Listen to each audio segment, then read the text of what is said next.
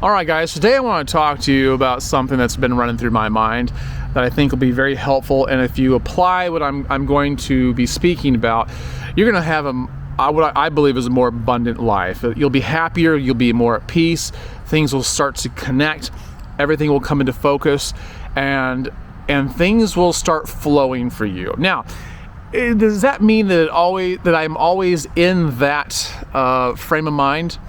No. Because I'm always tripping over myself. And the reason why I do is because, it's for the same reason everybody else does. You learn a good principle, you try to practice a philosophy, but because we're human, we err. And we need to relearn the things that we learned so long ago. And what I want to talk to you about is the art of slowing down. You need to learn to slow down, and you need to learn it quickly. All right?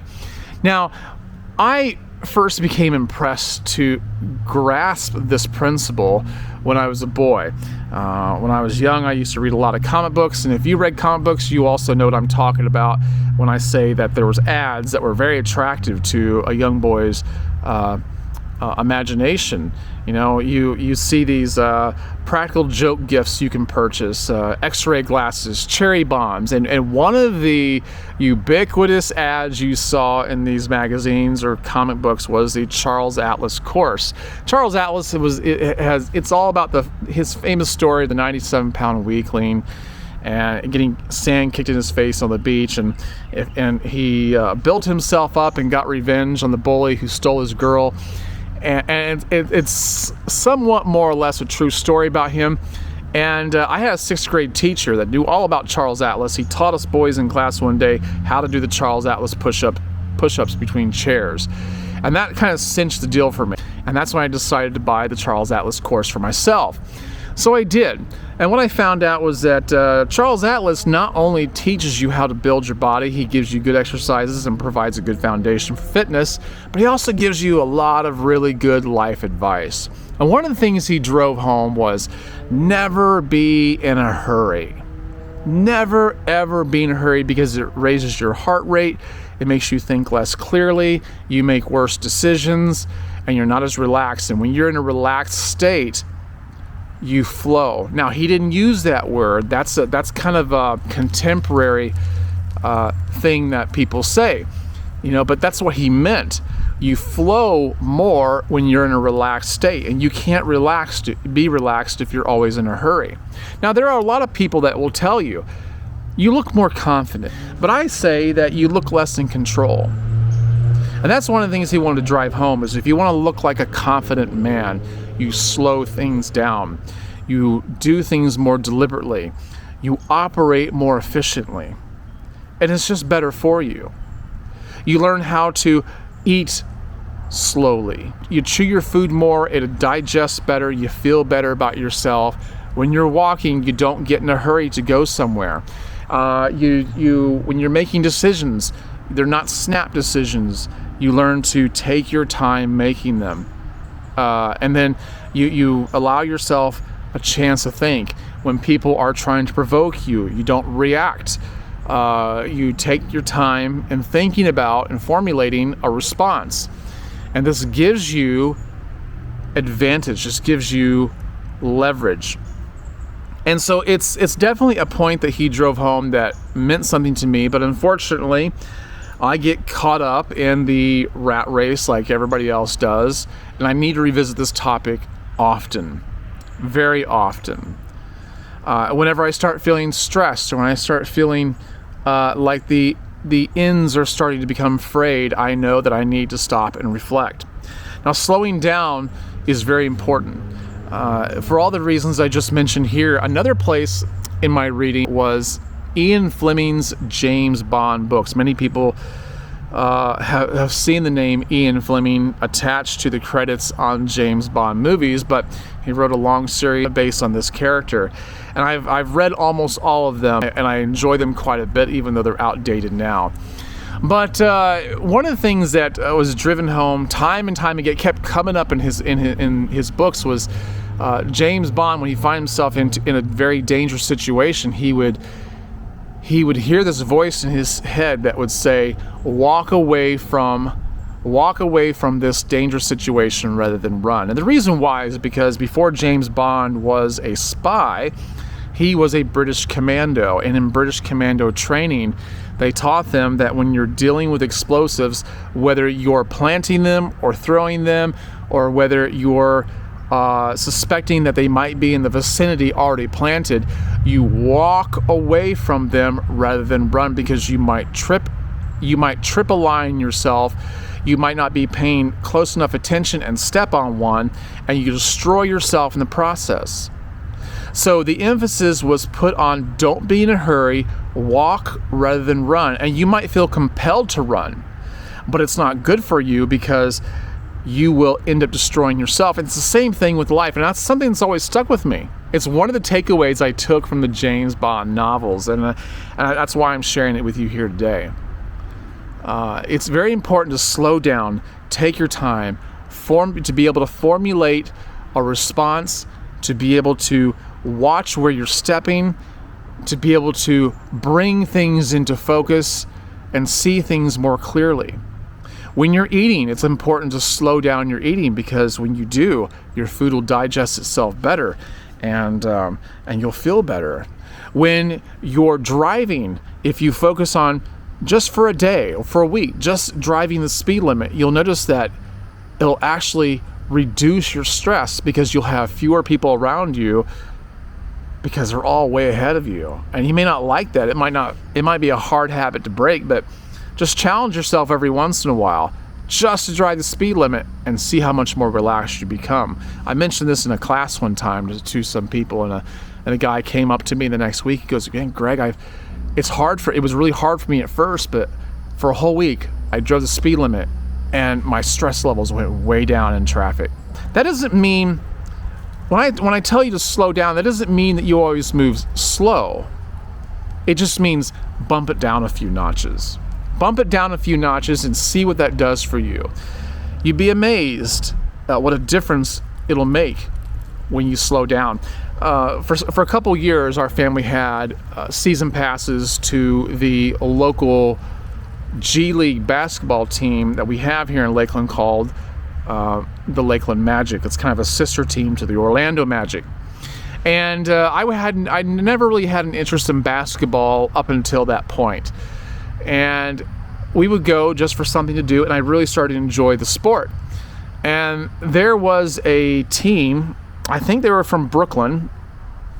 I could be wrong, but it doesn't really make any difference. There's one particular guy on this other team, and I couldn't tell you who he was. I think he's gone professional now. He looked kind of short compared to everybody else, but I guess he was like 6'1".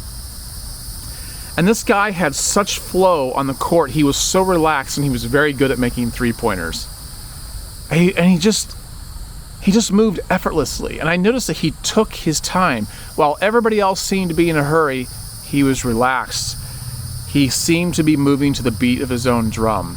He was never dictated by what everyone else was doing around him. And I learned from that to be in less of a hurry. Now, here's another example I'll give you. I've never read Chuck Norris's book, but I've heard about this situation. So I'm kind of repeating it here, and I'll kind of add my own anecdote to it. Chuck Norris wrote in his book, I think the book is called The Power Within. I could be mistaken about that, but I think it's what it was called. And he was talking about when he sparred Bruce Lee. Bruce Lee was indisputably faster than Chuck Norris, but he had a hard time sparring him because even though he's faster than Chuck, he couldn't defend his kicks. He couldn't defend Chuck Norris's kicks. And it really frustrated him. He couldn't understand why. And Chuck Norris told him, he goes, "You're moving too fast. You're out of timing with me." And this is one of the things I learned when I was in Kung Fu many years ago. When I was in my 20s, I studied Kung Fu, and so I did it for about 10 years. And in Kung Fu and in Tai Chi, they have what they call sticky hands. And in Tai Chi, it's called push hands. And you are physically making contact with the other person and learning how to flow with them, keeping yourself in timing with them. And it seems to kind of go against what I just said about the basketball players, but it's two sides of the same coin. If you find yourself in a hurry, in direct competition with everyone that's out there, and you're trying to beat them at their own game, and you're moving faster, you're trying to think faster, and you're trying to outwit them all the time, and you're not in a relaxed state, you'll find yourself out of timing, and you'll find yourself crushed by everyone else that you consider your opposition, your enemy, or perhaps just your competition, because you're out of sync. Now, why I say this is because we also practice reaction timing in Kung Fu, but where I found out that timing is absolutely critical is when I got in the habit of moving so fast, blocking punches and kicks so fast. And one time, the person standing across from me, he threw a strike at me. But when he did, he threw it fast at first and he slowed it way down. And it was moving in such slow motion, and he still tagged me even though I was moving so fast, because I was not in sync with him. And that's why you need to slow down sometimes, is that you're out of timing with the world around you. Slow down, because otherwise it'll move in on you, and you'll wonder how it did it, because you saw it the entire time and you couldn't stop yourself. Drive more slowly, speak more slowly, chew your food more slowly, react more slowly. And what happens is everything will come into focus. You won't feel the anxiety that you had before, and you just, everything will just start to come together for you. One of the places that people feel the need to rush is at work. And we have a certain amount of orders that we get every day. It's not the same every day, but some days can feel more stressful than others. You get sometimes what seems like 2 days worth of work in one, and you hurry, and I'm behind the wheel all the time. And if I'm in a hurry, I'll drive faster, but you increase the odds of being in an accident. Well, I have mentioned this one time. I was frustrated, and I remember telling my boss on a couple different occasions, well, I mean, I'm kind of in a hurry. He says, why? We don't rush you. We're not rushing you. You're not going to get in trouble if you move slower. But that never dawned on me. It never occurred to me that it would be okay with them if I moved more slowly. So I started doing that. You know what happened? I actually started getting my work done faster because I was moving more efficiently. I wasn't in a hurry. And you know, at the end of the day, I wasn't tired. Yeah, I wasn't tired. That's another bonus to slowing down, is that you don't exhaust yourself. You don't exhaust yourself. Trust me, if you bump things down a few notches, whether you're exercising, whether you're driving, whether you're working, you're eating, whatever it is you're trying to do, you'll find out that you'll become more efficient. You'll get things done quicker because you're not stumbling over yourself. You're doing things in a much more efficient manner, and it feels good. At the end of the day, you'll realize you haven't worn yourself out, and you'll be healthier because, after all, being in a hurry does stress one out. Anyway, guys, I hope that somehow resonated with you. You know, and I hope it's struck home. I hope you slow down. I hope you take your time with things. Learn how to flow, because that's where it all comes in. It's just bumping it down a few notches. All right, guys, I'm gonna leave you with that, and leave your comments down below. You might be thinking of something I haven't thought of, and the people who are reading the comment thread might benefit from your input. I might also, and I would appreciate it. So, all right, guys, I will catch you in the next one. Be wise.